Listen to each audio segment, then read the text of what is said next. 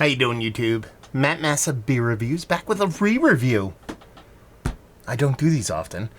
Typically, when I do these, there's a decent amount of time between when this beer is released and I review it again. It's pretty much around a year because they released this last year, I should say. By they, I mean Treehouse. And they reissued it. I think they do that with pretty much all their anniversary hazies. This is canned just under a month ago. This comes courtesy of my boy Mike B from Jersey. We did social distancing handoff. He gave me this. I said, I'll re-review it. And I was like, let me go back and watch my old review, and I'll see, what I said and kind of speak about how it's different. No, I'm not doing that. I'm going to review it on its own merit, and then I can go back and see how different it is, because that makes more sense in my brain. Label-wise, it's,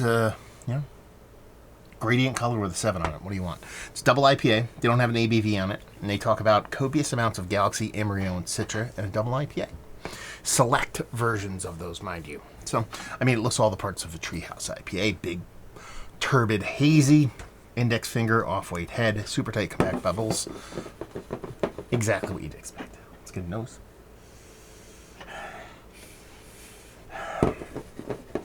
Soft, undersweetened confectionery citrus. By that I mean it's soft as in it's not sharp, it's not aggressive. Confectionery, like the sweetness on this, and it has this soft powdery kind of powdered donut kind of sweetness going on, at least aromatically. And the citrus is really kind of the big portion of the show here. Again, soft, not sharp edges on it. But it comes off as that quintessential, typical kind of Treehouse kind of wide berth would be the words I want to use here. Like, it's very soft. It's like getting hit with a dodgeball that's underinflated.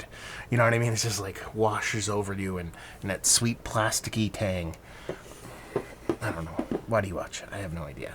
But it smells nice. Doesn't smell overly aggressive. Kind of curious to see what the ABV is on it. I'm going to drink it anyway. Cheers.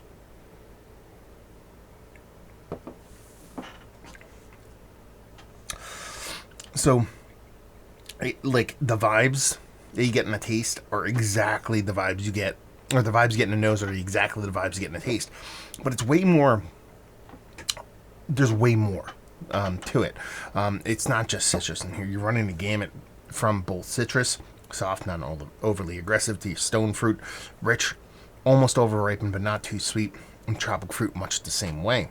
There is this kind of cool, kind of fluttering, kind of weedy green component to it. But really, the start of the show here is a mouthfeel. A super sultry, super silky, super soft kind of mouthfeel that is just out of this world. Out of this world delicious. There's almost the fruity side of this. We go back and speak to that. It's almost perfumey in the way it comes off. It's very much kind of potpourri-ish as far as the way it kind of drinks and the way it tastes. It's floral is the word I'm looking for there. But yeah, it's super pretty, super.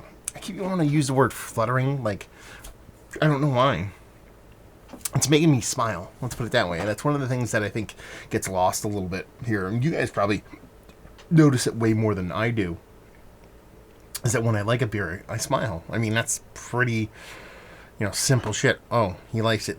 He's happy. He smiles. But I think that tells a lot about a beer, because typically I'll smile well before I talk about how much I like a beer. And then sometimes I get this little confused look on my face when I like a beer, but it's more of like I'm intrigued in the flavor profile more than a knee-jerk kind of visceral kind of like I like that. And that's kind of how it comes off in this one. Mouthfeel's ultra fantastic.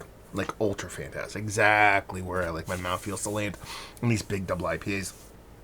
It runs those gamuts of those fruits, clipping off those sharp edges, and bringing you this soft, like I said, confectionery, think powdered donut kind of softness as far as the sweetness comes off, and that kind of relates itself to the way the kind of fruit portion of the show comes off. Everything here has a rounded edge, and nothing comes off overly aggressive.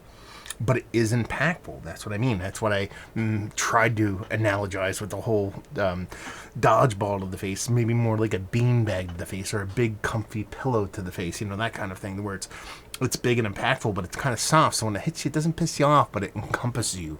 Encompasses your whole mouth and taste buds and a whole nine. It makes for a really fun beer. This is really tasty stuff. Thank you very much, Mike. I'm really curious to go back and watch my review of this, because I don't remember liking this as much as I did. Now, I just might not be remembering correctly. But typically when I'm struck with something this fun, this meaningful, I guess you'd say, tasty-wise, I kind of usually remember, But it's very, very quintessential Treehouse. Very, very delicious. And I don't know what I'm going to say. It's a fantastic beer. Fantastic hazy. New England style hazy. Kind of just exactly what I wanted tonight, which also kind of foots the bill. Long weekend with the kiddo. It's a Monday. Kind of tired. Got an unboxing to do. Figured I'd do a review before I do the unboxing. Done and done. Let's talk about this beer. Is this one of the better double IPAs I've had as of late? Yeah, it's Mount Rushmore status. I mean, just the way it kind of runs the gamut of all those kind of typical fruits that you get, but shows them in that soft, rounded edge, confectionery kind of way. And I keep using confectionery as not in an overt candy kind of way, but that soft sweetness, but still retaining its kind of beefiness and powerfulness with that soft lettering green floating around the edges and that mouthfeel to die for. It's an absolutely fantastic beer.